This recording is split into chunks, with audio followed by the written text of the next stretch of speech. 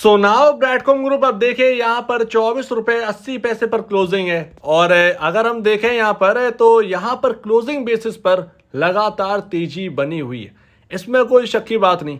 थोड़ा सा ही सही 60.60% 1% के तकरीबन हमें यहाँ पर डेली बेसिस पर एक हायर लेवल पर क्रॉस हो रहे हैं। और यहाँ पर धीरे धीरे मूवमेंट जो है वो तेज हो रहा है स्टॉक के अंदर।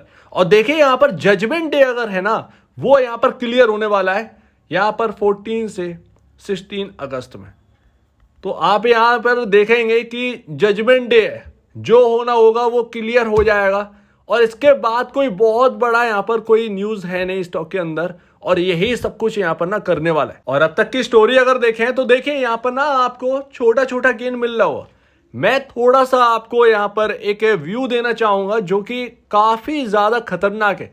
Not BCG but overall market अगर आप देखें, जो मैं आपसे कहता था कि मार्केट की गिरावट से पहले ब्रैडकॉम ग्रुप कैसे भी करके 36 रुपए को क्रॉस कर जाए, उसका सबसे बड़ा रीज़न आपको अब समझ में आ ही गया होगा कि ऐसा मैं क्यों कह रहा था। और ये इंपॉर्टेंट भी था क्योंकि गिरते बाजार में ना सारे के सारे फंडामेंटल बाहर हो जाते हैं, लोगों के पास डर आ जाता है, और ऐसे डर में खरीदारी करना बहुत बहुत बड़ी बात होती है। तो अब तक की स्टोरी में हमें क्या देखने को मिल रहा था, जो गिरावट लगातार चल रही थी वो अभी 3 दिन से थमी हुई है। लगातार हम जो है छोटी छोटी तेजी के साथ क्लोजिंग हो रहे हैं। हालांकि ये हंसने वाली बात होगी, इसमें मजाक लगेगा। आज का अगर वॉल्यूम अगर देखें तो शायद मेरे ख्याल से सबसे कम आज के दिन ही वॉल्यूम था। 21 लाख का वॉल्यूम मैंने देखा है 3 बजे तक। हैरानी बात है कि सिर्फ और सिर्फ मामूली वॉल्यूम और एक छोटी रेंज में काम कर रहा है स्टॉक, मामूली 50 पैसे की रेंज में। अब आप इसे कुछ भी कह लीजिए, एएसएम से बाहर निकलना या जो कुछ भी स्टॉक के अंदर, अब इस वक्त यहाँ पर ये समझिए कहानी कुछ ऐसी है कि अब कुछ बड़ा होने वाला है, या तो वो अपसाइड का या डाउनसाइड का। डाउनसाइड का हमें ये समझना है कि डाउनसाइड में बचा क्या है। सबसे बड़े मोस्ट इंपॉर्टेंट पॉइंट है कि डाउनसाइड क्यों, वाई, ये सबसे बड़ी बात है। स्टॉक रिटर्न आपको डिसेंट बना के नहीं दे रहा, वो ऐसी तेजी हमको, वॉलिटिलिटी हमको अभी दिखाई नहीं दे रही, वो एक अलग बात है, लेकिन डाउनसाइड क्यों, ये इंपॉर्टेंट है। तो सबसे पहले तो आप बात समझिए, बीसीजी कोई छोटी मोटी कंपनी इस वक्त आपके पोर्टफोलियो में नहीं। 5,000 करोड़ की मार्केट कैप वाली कंपनी आपके पोर्टफोलियो में। जैसे तैसे लगातार आप नोटिस कर रहे होंगे कि ब्रैडकॉम ग्रुप अपना मार्केट कैप जो है ना, स्टार्टिंग मिड कैप में आपका ये प्रोटेक्ट कर रहा है 5,000 करोड़ का। कैसे भी कर ये संभाल कर चला है 5,000 करोड़ के ऊपर नीचे, लेकिन 5,000 करोड़ के मार्केट कैप के बिल्कुल पास। अब इसका क्या रीज़न है मुझे नहीं पता, लेकिन एक्चुअल में स्टॉक अपने आप को प्रोटेक्ट करने में लगा है। और दूसरी बात, आपके जो गेन्स अभी तक हुए हैं, जो 4 गुना हुआ है, वो ऊपर से भले ही आप कहें कि रिटर्न गया है, गायब हुआ है, लेकिन एक्चुअल में अभी भी आप देखें तो अभी भी लगभग 2.70 टाइम्स का यहाँ पर अभी भी रिटर्न आपका बना हुआ है। इस बात में कोई शक की बात है ही नहीं। मतलब आप ये समझिए, तो प्रोटेक्ट तो है, अपने जो गेन्स है वो बचाने की कोशिश कर रहा है। यहाँ पर सबसे बड़ी नोट करने वाली ये बात है, आप सिंपल है, आप कहेंगे दोबारा बता रहे हैं, मैं दोबारा इसीलिए बता रहा हूँ क्योंकि इसके अलावा और आपके पास बात है क्या। फॉरेंसिक ऑडिट की अगर आप कहें, आपके सामने हर एक क्वेश्चन खुलकर आ चुका है। सिर्फ और सिर्फ इससे ही मार्केट में क्या होता है, लोग अंदाजा लगाते हैं, ठीक है ना। जो सामने दिखता है उससे लोग अंदाजा लगाते हैं कि स्टॉक के अंदर अब होना क्या है। वो हमको अंदाजा हमें पहले मिल चुका है। हमने फॉरेंसिक ऑडिट के जितने भी अभी जो आपका शो कॉज नोटिस आया, जो सेबी के जो आंसर क्वेश्चनिंग थी, उन सबको हमने सही से देखा, कंपनी की क्लैरिफिकेशन आई, उनको हमने सही से पढ़ा। हमें इस वक्त अगर हम देखें उस हिसाब से डिटेल में डिस्कशन कर चुके हैं, हर एक प्रॉपर वीडियो बनी है उसके ऊपर, प्रॉपर डिस्कशन उसके ऊपर हुआ है। हमें ये समझ में आया कि प्रॉब्लम अब नहीं दिखती है। प्रॉब्लम अगर दिखती तो वो DIIs की एंट्री होती ही ना, वो अपना पैसा खींच लेते।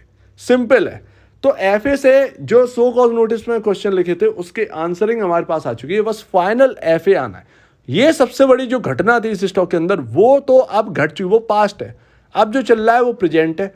वो आप देखिए कि अब हो क्या रहा है। फ्यूचर आप देख सकते हैं कि फ्यूचर ब्राइट है या बिल्कुल डल है, वो आपको तय करना है। और आपको दिख भी रहा है इस वक्त कि क्या हो रहा है स्टॉक के अंदर या कंपनी के अंदर क्या चल रहा है।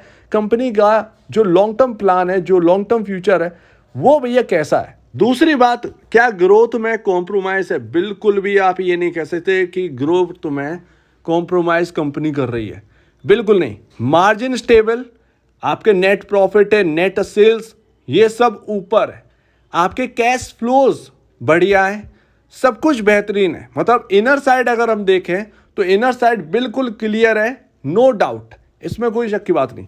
बस हाँ, तीसरी बात यह है कि मैनेजमेंट की कुछ गलतियां, एक्चुअल में छोटी मोटी गलतियां नहीं है, ये बकवासपन वाली गलतियां हैं, जो कि मैं आपसे कह चुका हूं कि ये यूएस की तरह चले। ये यूएस का बाजार नहीं है, ये इंडियन मार्केट है, और ये इंडियन मार्केट के बिहेवियर के हिसाब से नहीं चल पा रहे, ये तो क्लियर है। अगर ये नहीं ऐसे मानेंगे, इनसे ऐसे ही जो ये कमाएंगे ना, उतना ही पैसा सेबी इनसे वसूल लेगी। ये आपका लगता रहेगा पेनल्टी, आप करो आप भरो, ये सिंपल है। तो कुल मिलाकर हमें ये तो समझ में आता है कि ब्रैडकॉम ग्रुप की जो दिक्कतें हैं वो हमें समझ में आती है, और हमें ये समझ में आता है कि डाउन साइड जो है ना वो रेस्ट्रिक्टेड है, ठीक है ना, डाउन साइड जो है वो रेस्ट्रिक्टेड है। हमें यहाँ से कुछ ऐसा क्लूज नहीं मिल रहे जो हमसे ये कहें कि डाउन साइड ये स्टॉक पकड़ेगा।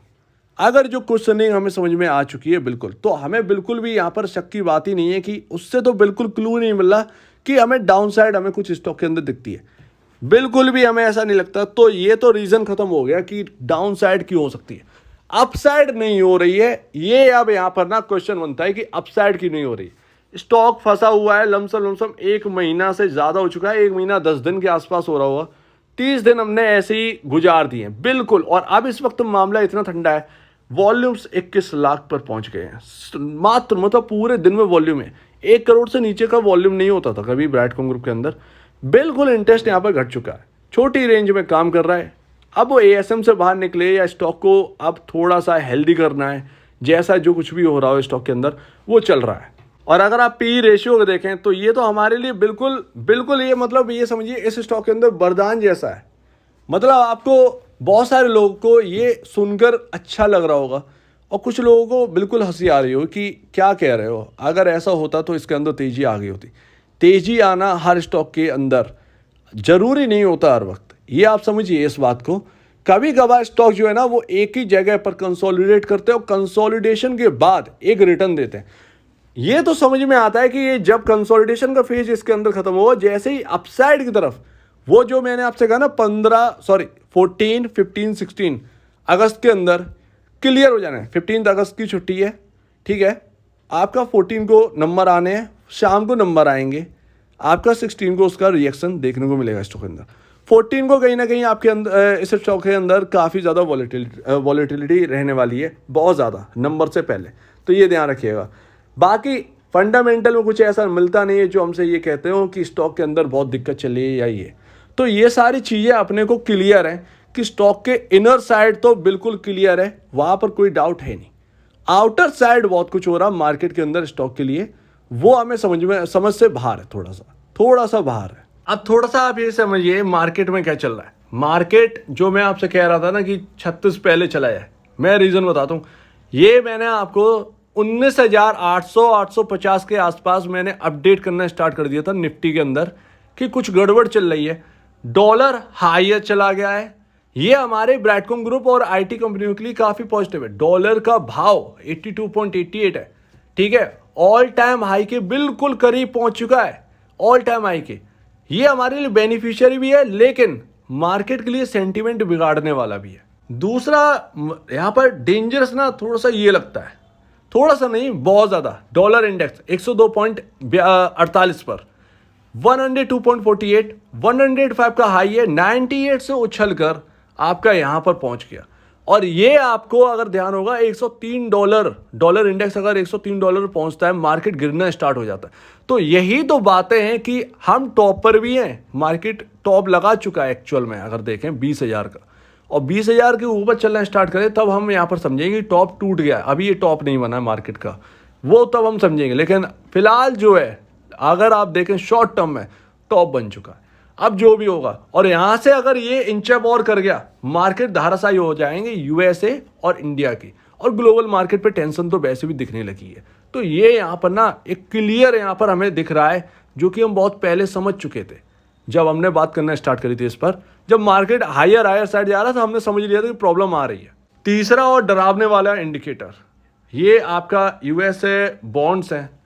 अब आप ये देखिए 2 ईयर बॉन्ड 4.86, यही तो बात है। तभी तो मैंने आपके सामने इशारा यही तो किया था कि कुछ तो गड़बड़ है मार्केट के अंदर। मार्केट हायर साइड भी जा रहे हैं और जो बॉन्ड्स है वो लोअर साइड से हायर साइड दोबारा आ गए हैं। जब हम ये 16,800 के आसपास थे, 17,800 या 16,800 एक्चुअल में मार्केट में, तब ये बॉन्ड्स का जो प्राइस है ना वो यहाँ से घटकर 4.18 पे चला गया था। अब हम हायर साइड है और बॉन्ड का प्राइस जो है वो 4.86 पर है। आज का हाई 4.91 है और 5.12 का हाई है आपका ऑल टाइम हाई इस यूएस 2 ईयर बॉन्ड डील का। तो आप ये समझिए टेंशन जो है ना वो बढ़ेंगे कैसे नहीं मार्केट के अंदर, और मार्केट के अंदर गिरावट आएगी तो कौन सा स्टॉक पर भरोसा बनेगा निवेशकों का। सबसे बड़ा मेन पॉइंट यही है। तो हम पता नहीं इस झंझोरे में फंसे हुए हैं ना कि किधर जाना है। ये अभी तक क्लाउड्स जो है वो क्लियर नहीं हुए।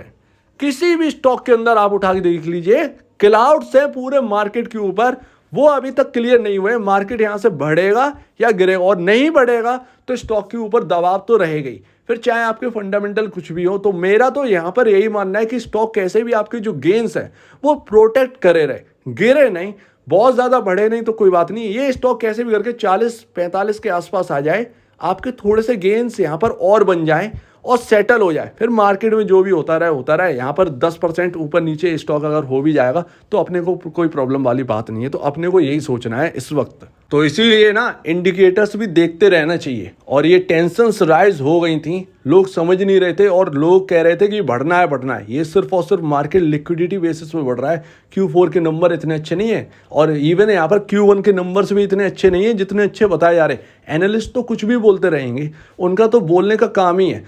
कुछ एनालिस्ट ऐसे सुबह आकर तुरंत ही उन्हें सिर्फ और सिर्फ मार्केट बुलिश ही नजर आता है। उनमें क्या बियरिश चल रहा है मार्केट के अंदर उससे कोई मतलब ही नहीं। तो वो तो पता नहीं क्या बात है। तो अभी स्टॉक के अंदर क्या चल रहा है देखिए, सिंपल है। 200 डेमा हमें क्रॉस करना है, आपका 50 डेमा एक ही जगह है। कैसे भी कर ये रिजल्ट हमारा साथ दे जाए। और जैसा कि मैं कह रहा हूं कि यहाँ पर ना कुछ बड़ा होने वाला है ब्रैडकॉम ग्रुप के अंदर, वो आपको 16 अगस्त को दिख जाएगा क्या बड़ा होने वाला है। अगर अच्छा हुआ कुछ, मैं आपको बताता हूं, अगर कुछ होना ही होगा अच्छा, 14 अगस्त को इसकी क्लोजिंग 200 डेमा के आसपास या 200 डेमा के ऊपर ही होगी। ये क्लियर है इस स्टॉक के अंदर। कुछ भी हो, आपको 14 अगस्त मंडे के दिन इसके अंदर आपको मूवमेंट दिखाई देगी। पॉसिबिलिटी बहुत ज्यादा है और वो होगा 200 डेमा के ऊपर, नीचे नहीं होगा। नीचे डाउनसाइड कहीं ना कहीं यहाँ पर ना अब सपोर्ट दे रहा है ये स्टॉक। तो मुझे यही लगता है कि 14 अगस्त को ये कहीं ना कहीं क्लोजिंग 200 डेमा के ऊपर दे जाएगा अहेड ऑफ रिजल्ट्स। रिजल्ट का रिएक्शन 16 अगस्त को, जो कि हमें पता है। हम अपनी पूरी चर्चा कल के दिन करेंगे, आराम से कैलकुलेट करेंगे, जो कि हमें ऑलरेडी एक्सपेक्टेशन पता है। हम अपना पी रेशियो, हम अपना ईपीएस जो है ना वो तुरंत ही हम पहले से एडजस्टेड कर कैलकुलेट कर सटीक तरीके से निकाल लेंगे, उसमें कोई दिक्कत की बात नहीं। तो ये चल रहा है। तो अभी 16 अगस्त तक सारी की सारी चीज़ें क्लियर हो जानी है। क्लाउड्स जो है स्टॉक के ऊपर, जो 200 डेमा और 50 डेमा में हम फंसे हुए हैं, वो 16 अगस्त तक कहीं ना कहीं 99.9% कहीं ना कहीं क्लियर हो जाना है। तो इस पर नज़र रखिए।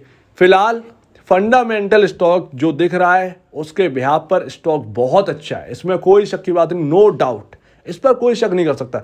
आप ये नहीं कह सकते कि स्टॉक चल नहीं रहा है तो बेकार हो गया, ये आप नहीं कह सकते।